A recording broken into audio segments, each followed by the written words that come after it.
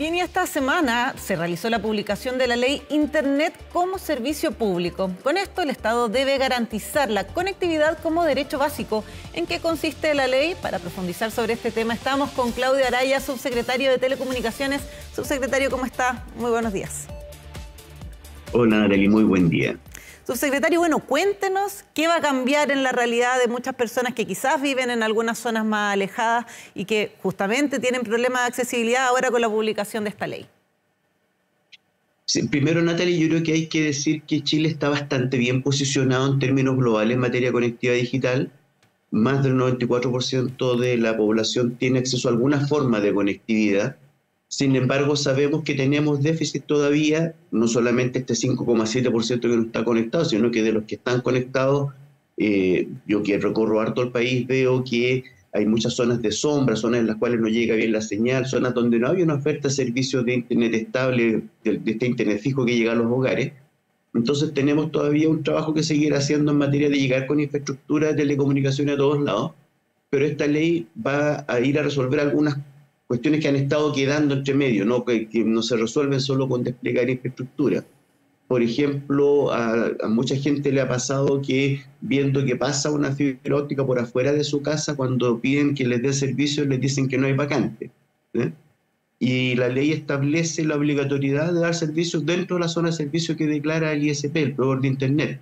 Por lo tanto, ya no le van a poder decir no hay vacante. La respuesta va a ser, si es que efectivamente la red no tiene capacidad, van a tener que ampliarla, tienen un plazo de 6 meses para ampliarla y luego de eso van a tener que dar el servicio.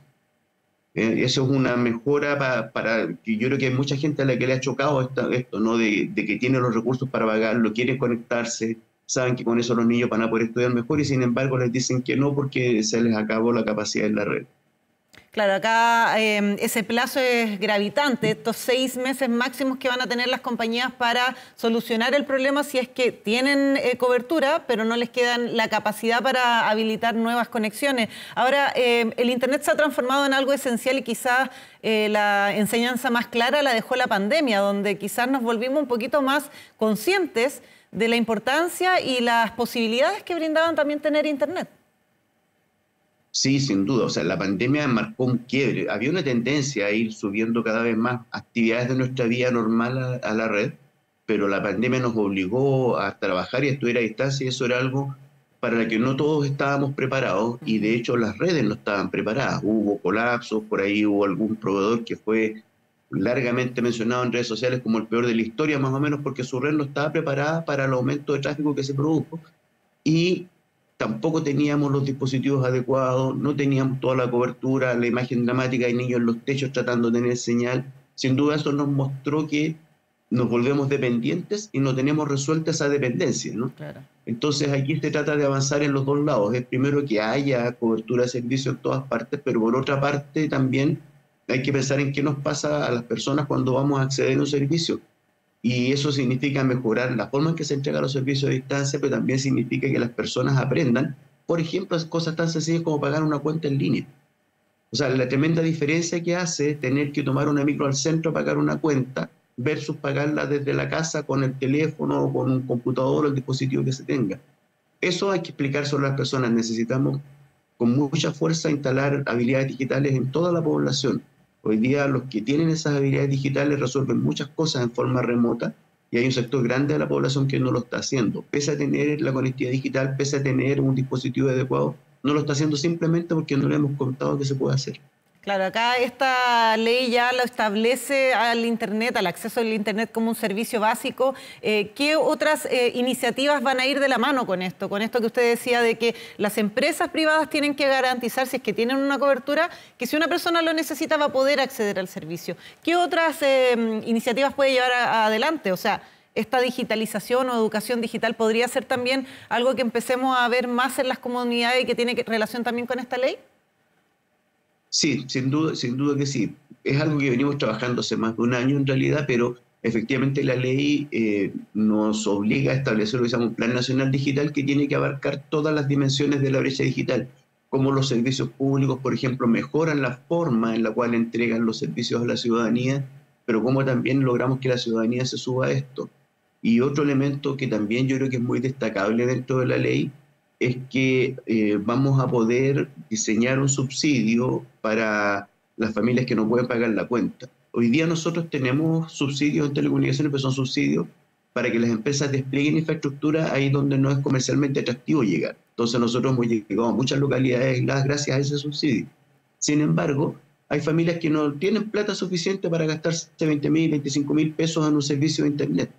Por lo tanto, lo que tenemos que buscar nosotros es cuál es la canasta básica, cuál es el básico que debería tener una familia para poder funcionar en Internet.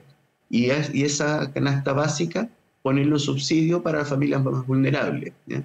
Estamos en diseño, esto va a tardar todavía un tiempo, no es de inmediato, no es vaya a postular subsidio, sino que estamos diseñando cuál es el subsidio, estamos pidiendo plata para el presupuesto del próximo año para poder empezar a entregar estos subsidios, de modo que se incorpore la misma modalidad que hay hoy día con el agua potable, con la electricidad, que aquellas familias más vulnerables que no pueden pagar completamente la cuenta tengan una ayuda de parte del Estado. Claro, porque ahora muchos trámites, como usted señalaba, subsecretario, se hacen por Internet, sobre todo con esto de la clave única. Hay muchos adultos mayores que no saben utilizar esta clave única y cómo sacar certificado, hacer un montón de trámites a través de Internet. Y en ese sentido, acá pensando en esta accesibilidad, ¿se considera solamente el Internet por banda ancha o también esto incluye el servicio de Internet que se puede dar, por ejemplo, por un celular? Para fines de la legislación, la ley abarca todo el acceso a Internet, ya sea por celular, sea con una banda ancha móvil, la banda ancha hogareña. El subsidio está concebido para llegar con Internet a los hogares, ¿ya? Por lo tanto, es principalmente pensando en la banda ancha fija, en la que llega a las casas. Ya. Sin embargo, sabemos que hay zonas en las cuales no va a haber una oferta de banda ancha fija y en ese caso se podrá optar por una banda ancha móvil, pero para un hogar creemos que no es lo más adecuado, creemos que es más adecuado llegar con alguna solución fija. Claro, por eso se lo preguntaba, porque hay muchas partes en el sur, en algunos sectores más aislados de regiones en el norte, donde no llega efectivamente banda ancha vía fibra óptica. Se podría quizá optar a estas bandas anchas móviles, como usted señala, pero a veces la mejor alternativa ha resultado justamente el Internet móvil de los dispositivos como celulares, como tablets, y en ese sentido eso también se va a ir masificando o tratando de tener mayor cobertura en todos los sectores del país. Sí, sin duda. Hoy día ya con el despliegue que hay de 5G, tenemos cobertura móvil de alta capacidad, sea con 4G o 5G, en más del 90% del territorio donde habitan personas, ¿no? Y ese gap que nos queda, esperamos que se vaya cubriendo con los futuros concursos de espectro 5G y con los proyectos de última milla que estamos llevando adelante. Por lo tanto, nuestra meta es que todas las personas tengan alguna forma de cobertura, sea fija, sea móvil, lo que sea, ¿no? Y subsecretario, sobre esta posibilidad de crear este nuevo subsidio, usted lo decía, está en proceso, probablemente también tiene que pasar al tema del financiamiento en el presupuesto del próximo año, entonces hay varios aspectos todavía, pero para entender un poquito en qué podría consistir, ¿sería quizás pensando en un plan básico o en subsidiar un porcentaje de cualquiera de los planes que el cliente pueda elegir, más o menos? ¿Cómo lo están planteando? Ya, aquí me voy a carrilear, Natalie, porque como no está hecho el reglamento todavía, pero lo que nosotros tenemos como idea es que se defina cuál es el mínimo básico que se requiere para un hogar, ¿ya? Y que el subsidio financie ese mínimo básico. Luego, si la familia no tiene recursos, simplemente va a tener ese mínimo básico ya contratado. Si la familia lo valora y tiene recursos para poder sobre ese mismo mínimo básico aumentar un poco la capacidad pagando la diferencia. Eso es lo que nos gustaría entregar como subsidio. Claro, que cada familia pueda ir viendo además de acuerdo a su situación, que cumplan ciertos requisitos, probablemente algo similar al subsidio de la luz que estamos viendo también ahora en este tiempo, pero que si algunos pueden decir, ya, puedo tener un poquito más de Internet porque tengo una familia más grande, necesito más velocidad, pueda ir ellos supliendo esa diferencia. Sí, sin duda. Y además aquí esto tiene un valor en el tiempo, porque cuando las familias se dan cuenta que tener Internet les ahorra plata, porque no tienen que estar yendo a otro lado a pagar sus cuentas, por ejemplo. Claro, y pueden mejorar la economía. Por ejemplo, un artesano que aprende a hacer marketing digital y que promociona sus productos por Internet aumentan sus ventas. Lo que entendemos que en el tiempo esta mejora en la economía se va a traducir en que la familia va a poder terminar pagando su plan completo. Y le va a ser rentable pagarlo, no pensarlo como una carga onerosa, sino que va a valer la pena tener una mejor conexión a Internet porque esa conexión a Internet me permite ganar más plata. Claro. En la medida que eso suceda, evidentemente no va a necesitar el subsidio, lo vamos a poder destinar a otra familia, ¿no?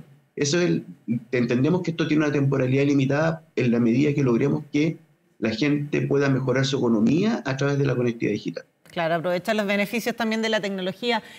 Subsecretario, acá hay algo importante que tienen que realizar las empresas finalmente, el sector privado, los que proveen de este servicio que ahora es considerado como un servicio básico. ¿Cómo se va a trabajar eso con las empresas privadas? Porque acá va a haber una obligación de entregar el servicio en un plazo estipulado de 6 meses que usted decía. Si es que en esa zona ya, por ejemplo, no hay más conexiones, esa empresa va a tener que invertir y ampliar el servicio en esa zona. ¿Cómo se está trabajando? ¿Esto recae solo en los privados o va a haber también un trabajo estatal en ese sentido? A ver, esto primero es una cuestión que se viene discutiendo con la empresa mientras se discutía el proyecto de ley. No es una sorpresa para nadie que se haya llegado estos 6 meses, ¿ya? Y de hecho, en ciertas zonas censales donde las empresas no tienen cobertura en toda la zona, el expandir la red hacia el resto tiene un plazo de 12 meses. Ya, perfecto. Estos plazos fueron conversados con la industria, son razonables porque cuando ellos están en una cierta zona censal en la que les interesa el servicio, entendemos que hacer crecer la red es para aumentar sus ingresos, no es una beneficencia, esto no es gratis. Ellos van a ir a vender servicio a personas que lo necesitan y que hoy día no están atendiendo por la necesidad de invertir, ¿no? Entonces, yo entiendo que esto va a generar un circuito virtuoso, que las empresas efectivamente van a tener que hacer crecer sus redes, pero las personas al ver que tienen oferta van a contratar y por lo tanto se va a producir el círculo normal de una venta de servicios. Claro, y si bien ya sucede en algunas partes, quizá en algunos sectores no es tan común, pero se podría empezar a pensar ahora con la ley ya publicada que el Internet va a tener que planificarse así como se planifica la red de alcantarillado, de electricidad, cuando se hagan casas nuevas, sectores nuevos habitacionales, se va a tener que plantear desde esa misma perspectiva. Por supuesto, y eso es lo que aspiramos que ocurra, ¿no?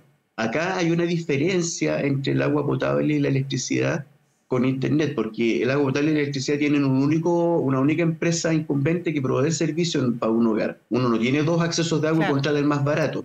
En cambio, en Internet uno sí tiene la opción. Y por lo tanto, eso hace una pequeña diferencia en quién es el que va a llegar al hogar. Probablemente no va a llegar una empresa que a mí me gustaría porque no está interesada en ese sector, pero va a haber 1 o 2 más que sí van a estar. Y ahí lo que tenemos que hacer nosotros desde el Estado es entregar información consistente y clara a la ciudadanía de en este lugar qué empresas dan servicio y a cualquiera de ellas se le va a poder exigir que lo haga. Perfecto. Y acá, subsecretario, también, ¿cuáles son los sectores que se han detectado quizás más críticos, con menos cobertura, donde se tienen que enfocar los esfuerzos? A ver, tenemos 2 tipos de lagunas ahí en términos de cobertura. Por una parte, lo que decías tú, Natalia, hace un rato, que hay sectores rurales, más en el sur que en el norte por la cantidad de localidades pequeñas que hay, en los cuales llega apenas una señal 2G o 3G o incluso ninguna, ¿ya? Y en los cuales no hay oferta fija. Eso ocurre en algunos sectores rurales y no tan lejos. Ya acá en la 6ª región nos pasa en algunos sectores. Pero además en grandes ciudades como lo es Santiago, Valparaíso, Concepción, existen las llamadas zonas rojas, zonas en las cuales las empresas tienden a no entrar por razones de seguridad, porque les vandalizan infraestructura, les vandalizan vehículos, y ese es otro foco de preocupación, porque ahí viven personas que tienen todo el derecho a contar con un acceso a Internet y no lo están teniendo por razones que son ajenas a su voluntad o a su capacidad de pago. Y en esos casos hay también contemplado en la ley un mecanismo para que si no están dentro de una zona de servicio y por lo tanto no pueden hacer obligatorio esto con la compañía, se organicen como comunidades de usuarios y puedan autoabastecerse de Internet. También está contemplado como una alternativa para casos más o menos críticos. No sabemos que en Santiago tenemos algunas zonas así, y lo ideal sería que no exista ninguna, pero mientras existan no podemos dejar a las personas sin conectividad digital. Claro, y usted mencionó algo acá, lo anoté porque se lo quería preguntar y se me había pasado. Me recordó cuando mencionó el 2G y el 3G. Pasa mucho que a veces uno tiene Internet y tiene conexión, pero la conexión es bien deficiente y finalmente imposibilita que una persona teletrabaje, por ejemplo, se corta la señal o se pone muy lento. ¿Qué va a pasar acá en ese caso con esta ley? Primero, le decía que para fines del subsidio estamos tratando de consensuar cuál es la canasta básica, ¿cierto? Cuál es el mínimo aceptable en función del cual una persona puede trabajar y puede estudiar en su hogar. Y eso, según a que uno le pregunte, qué es lo que responde en cuanto a capacidad. Yo le puedo contar de mi experiencia. Yo con una línea 4G pude teletrabajar sin inconvenientes durante meses, ¿ya? Por lo tanto, me parece que ese es el mínimo desde el cual hay que avanzar y es más o menos coincidente con lo que dicen los análisis técnicos. Bien. Claudio Araya, subsecretario. Sí, subsecretario, Ajá. muchas gracias. Y tenemos que ir ahora también a otras informaciones de último minuto, pero le agradecemos esta conversación porque además clarifica mucho cómo va a cambiar el acceso de Internet a nuestro país. Claudio Araya, subsecretario de Telecomunicaciones, muchas gracias por acompañarnos. Gracias a usted, Natalia.